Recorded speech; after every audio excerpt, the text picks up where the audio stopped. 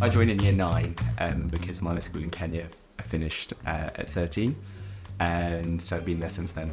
It's massive was the first thing, considering at my old school in Nairobi it was quite, I thought it was big at the time, but it was nothing compared to the view you get of the dais from here and even just of the clock tower. Yeah, that was my first impression, was wow, how am I going to find my way around here? But it was, yeah, you get quite used to it. I think it helps that it's all sort of one long building rather than two spread out across the site.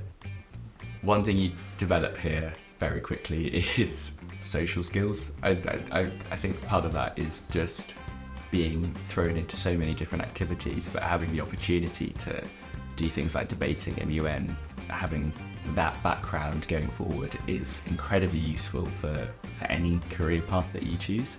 Watching everyone come back for remembrance divisions, for leavers, the school really does have a hold on, it will always be a big part of my life, of everyone's life, and right down to the alumni community as well. I've already, having people like Billy Butler come back and give us his expert advice on kayaking, twice a week, coming down to our races on his days off to support us. You have such a connection of that shared interest, that shared investment of being at the school, and that I think will carry you through.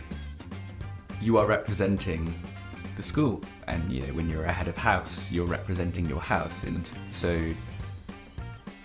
you want to do the best you can, and so yeah, it was at the beginning quite a daunting prospect, but one that has been one of the highlights of my year this year, is being able to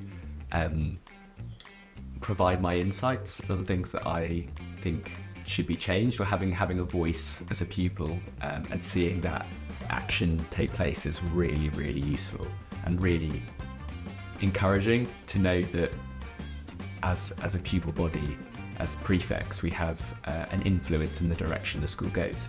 But even just in terms of seeing another side of how the world works, of seeing seeing how compromises are made, or how to manage a group of people, or encourage people, or how to make things actually happen. I think that's one of the biggest things I've taken away from this experience. It's very easy to make a plan, but to actually execute a plan is where it can be difficult to make. And so learning about that as well has been really useful. So I think even within class you obviously get first rate education, but what is more important than that is having the opportunity to invest your time in deepening your knowledge in areas that interest you. So being here as an academic scholar, Mr. Johnson, who runs that sort of the side of the school,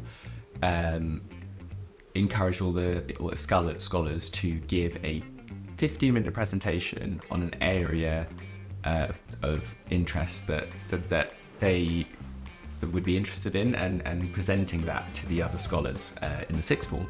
And so I did mine on prions, which are a small protein that have massive consequences to Alzheimer's and other diseases. But having the opportunity and actually having someone nudge you and go, look, put some time into find what you are actually interested in. Why do you want to? What in biology, what in chemistry makes you interested in that subject?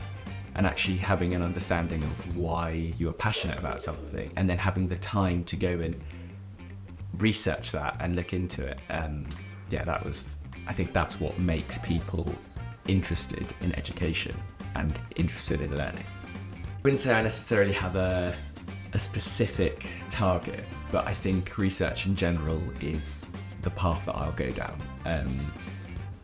I think I will be in education for a while, doing various research projects or whatever, as at least for now the long-term path. What I would have said to myself is be ready to embrace the change, because I think it's so different, it's so incomparable that you can't, be stuck in, this is done differently, or wow, look how complex that is, or how big the sports fields are, or how intense the day is, or all of that. I think it's much easier to get the most out of something if you are ready to accept that it's going to be different. And different is that people always associate different as being something bad. Different's just different, and often it's better. So I think what I would have said to myself is don't spend so much time worrying about the fact that it isn't what you're used to, because very quickly it'll become what you're used to, and then you can use that to carry on forward.